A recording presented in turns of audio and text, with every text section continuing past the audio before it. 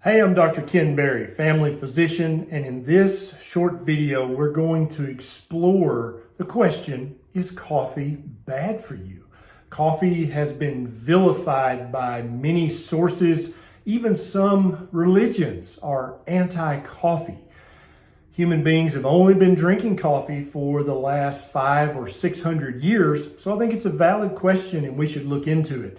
If you know someone who loves coffee or you know someone who hates coffee, please consider sharing this video with them. You can share it on all your social media and help me reach more people and help them understand both their medical health and their nutritional health issues.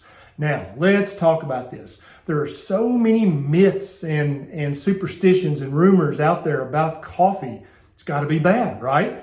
We've all heard that coffee stunts your growth. My grandmother, when I was growing up, forbid me to drink coffee. I had to sneak and drink my cousin's coffee.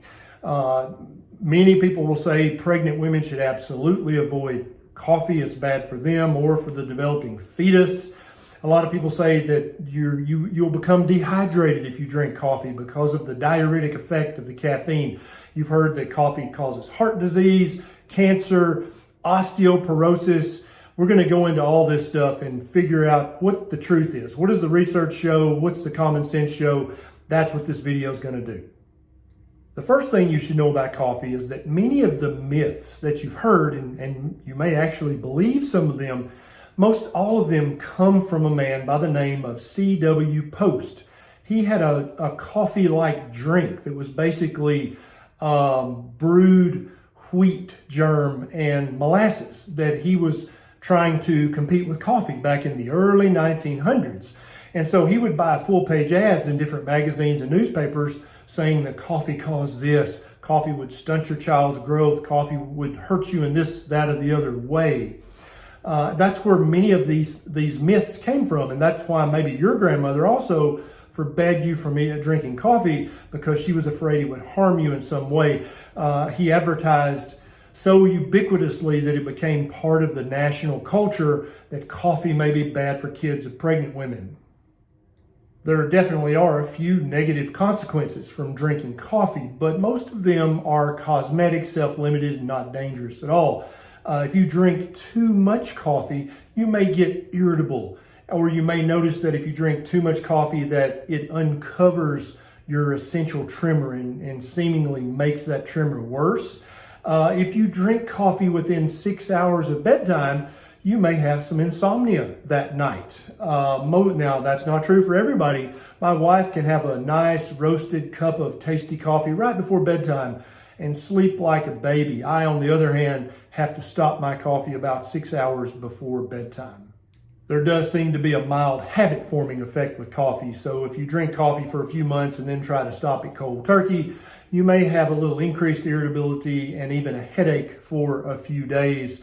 That's about as bad as the withdrawals get. Now, there are a couple of medical things that drinking lots of coffee, and when I say lots of coffee, I mean more than 3 cups a day, because almost all the research I'm going to talk about later on in this video were based on 300 milligrams or less of caffeine, which is about 3 cups of coffee a day worth. Some people, it looks like that drinking lots of coffee might raise their LDL cholesterol a tiny bit or raise their triglyceride level a tiny bit. But in both of these subpopulations, it doesn't seem to raise these two amounts a meaningful amount, meaning it's not going to affect your health in any way if you drink 4, 5, 6 cups of coffee a day, but it may make these numbers a tiny bit higher.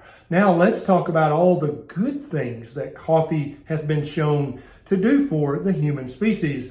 And these things are based on both observational research, but there's also quite a bit of controlled research that's been done on coffee because a lot of young researchers grew up trying to prove coffee was bad because of C.W. Post's advertisements and the effect it had on their grandparents. But so there's way more controlled research about coffee than you might imagine, but some of these benefits are based on observational research, which, as you probably know, don't prove anything. So definitely coffee has been shown to increase your energy level. It's been shown to increase your alertness, to increase both your short-term and long-term memory, and some of these have been done in controlled trials. It's been shown to increase your physical performance. And it probably does this by decreasing your reaction time physically, which it absolutely does do. For many people, it actually helps them enter ketosis easier because it helps you break down fats that are stored in your body and burn the fatty acids. That's a good thing. That actually can help you lose fat, which coffee has been shown to do in a couple of small studies. And then also in some of the larger observational studies, it looks like it's associated with not having a high BMI.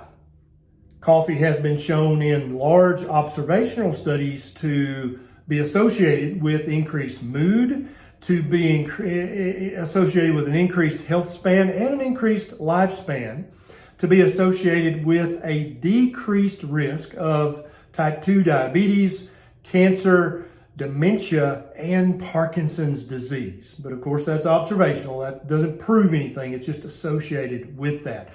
Coffee actually contains magnesium, manganese, and vitamins B2, B3, and B5. And if you're a big believer in antioxidants, it's a fun fact to know that coffee provides more antioxidants for the average American than all of their fruit and vegetable consumption combined. Now let's get back to those myths that CW Post made very popular. There's absolutely no controlled, meaningful research showing that coffee will stunt your child's growth. None. In fact, in some countries in Central and South America, children are weaned straight off the breast milk onto coffee, and they grow up tall and beautiful, so that's probably not true. The myth that drinking coffee is bad for pregnant women, this has been studied quite a bit in medical and nutrition research. There is no link. If a woman's drinking 1, 2, or 3 cups of coffee a day, it's perfectly fine for both her and her developing fetus. The dehydration myth, in case you didn't notice, coffee is 99.5% water. So you at worst break even by drinking a cup of coffee as far as your hydration status goes. Coffee does not cause dehydration.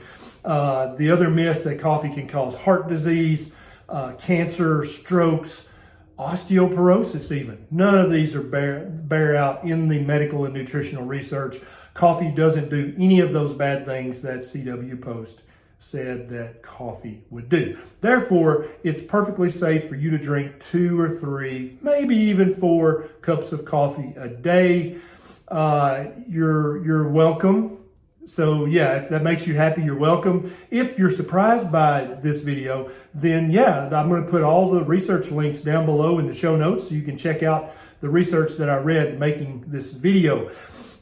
Please, if you like this kind of video and want to get notifications about videos like this in the future, click the subscribe button right down below this video and the little bell button right beside it so that every time I have a bright idea, you'll be one of the very first people to know. And if my videos have helped your health in some small way, or if you're very happy to learn that coffee is good for you, not bad, then please consider becoming a patron. My Patreon link's right down below. It's a super quick sign up. You can throw $1 or $2 my way to help me have more time and more resources to make videos just like this.